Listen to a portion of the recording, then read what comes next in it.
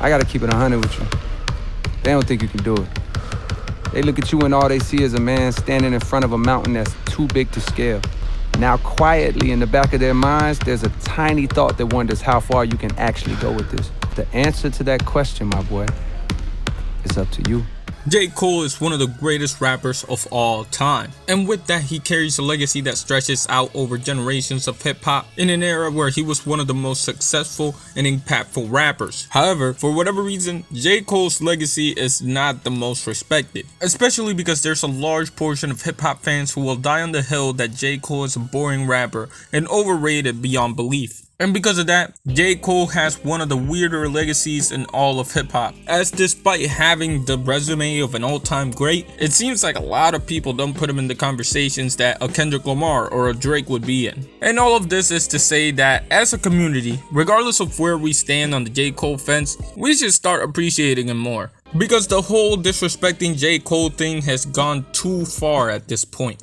Ain't got no time and no patience for lists they be making or who they debating is better. Let's face it, he one of the greatest. No Bill Cosby shit, but if niggas is sleeping, then fuck. J. Cole's pursuit for hip-hop greatness began pretty early onto his life, and by the time he reached adult age, he was ready to chase it by any means necessary. However, if we were to pinpoint the event that began J. Cole's rise to fame, we would have to go back to 2007. I had a shirt that said "Produced for Jay-Z or Die Trying." I was with it. Wow. I promise you. It says "Produced for Jay-Z or Die Trying." Do you have that shirt still? Yes. Jay-Z was in the middle of recording sessions for his next studio album. However, waiting for him outside of the studio was a young J. Cole, with his main goal being to hand Jay-Z a copy of his Beat CD. However, despite the hopes of a young J. Cole, Jay-Z did not rock with that. I looked at it and he was like, "I don't want this shit." Oh, not nice. As the story goes though, J. Cole would use this story to fuel his first official mixtape, The Come Up. Straight out the feeling, I made it like a villain, I'm hating. Not gonna lie, I cannot find a high quality version of this tape, but from what I hear, Cole's style is a bit amateur.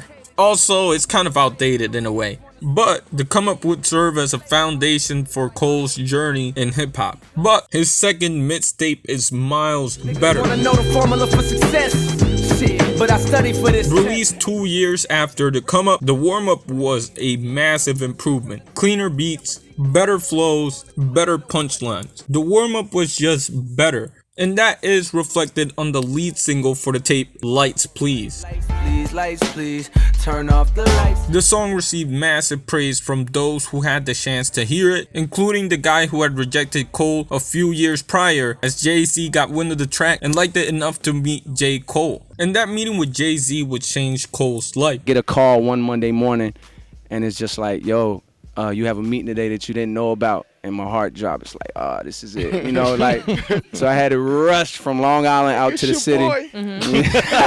As not only did it lead to him getting signed by Hov himself, but it also led to him featuring on Jay-Z's The Blueprint 3. Hey, and could I be a star? Does fame in this game have to change who you are? This being Cole's first breakthrough into the hip-hop scene on a big scale meant that he'd be seen in a lot of places before he released his next project, with many recognizing the potential that Cole brought to the table, which made his next mixtape, Friday Night Lights, a highly anticipated mixtape amongst hip-hop fans.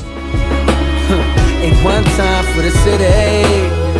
You would think that the release of Friday Night Lights would gain Cole the respect that he massively craved from the scene, but that wasn't exactly the case, mainly because this mixtape was actually J. Cole's idea for a debut album. However though, the label didn't think this was such a good idea, mainly because they thought that Friday Night Lights would not sell as an album. But I mean, if it was his debut studio album, it would have been a pretty good one. But you know, I can see why this wouldn't sell. This tape would finalize Cole's journey in DatPiff.com, as from here on out, studio albums became the main focus of J. Cole. Cole World, the Sideline Story, released onto the world on September 27th, 2011. We always do it this time.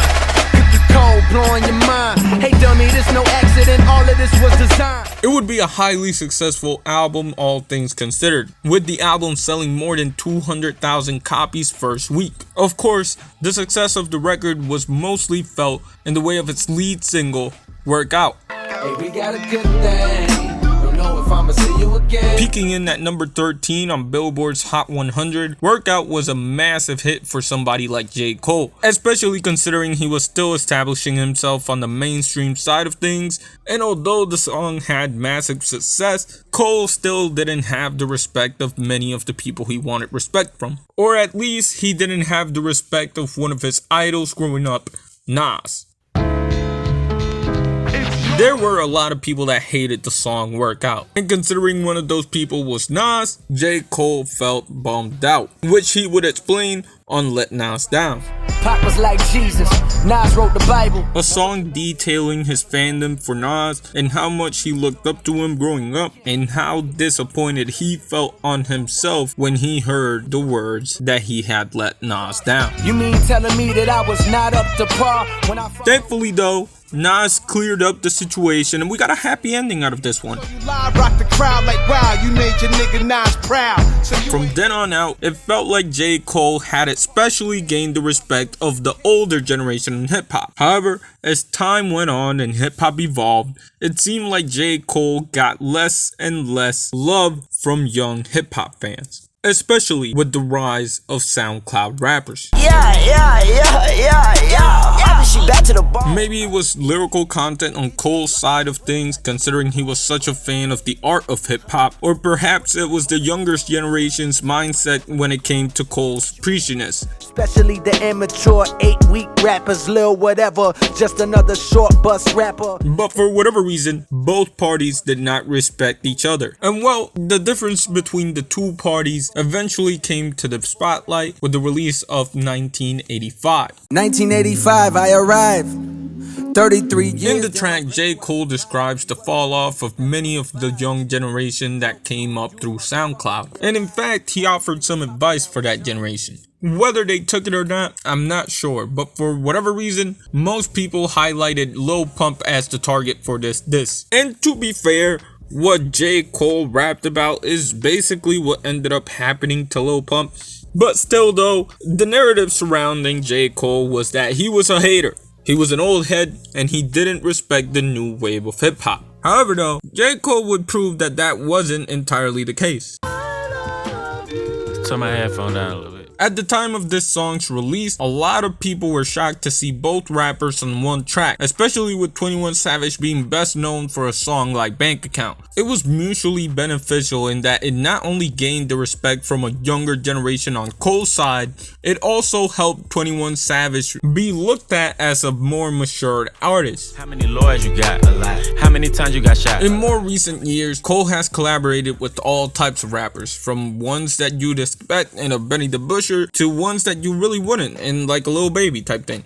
And with that, it seems like a younger generation of rap artists do appreciate J. Cole. However, there's still one other aspect of hip-hop that makes Cole's legacy divisive, which is mainly the respect in the eyes of the fans. Honestly, this one is hard to track down. I can't give you a specific reason for why fans don't respect J. Cole as much as they do other artists. A lot of people might say that it's the lack of quality in his music, but I'm here to say that I really don't think so. Again, it could be his music. So if you're asking what actually gives, I think it's rather a simple concept. My best guess is that his beef with Kanye, as well as the constant comparison to Kendrick and Drake, led tons of people to hate on J. Cole. Not even because of his music, as much as to prove that their favorite rapper is better than him. It's kind of like how LeBron and MJ fans tear into each other's greatness for some reason. Well, actually, the reason being that they want their favorite player to be considered the greatest of all time. I think the same happens to Cole. But even beyond the quality of his music, I think it's time we really appreciate what J. Cole does for hip-hop. He's a dude that genuinely cares for the culture, and he seems to be linking up with all types of young artists, giving them advice, as well as still showing love to legends of hip-hop. And because of that, I think the J. Cole hate needs to stop,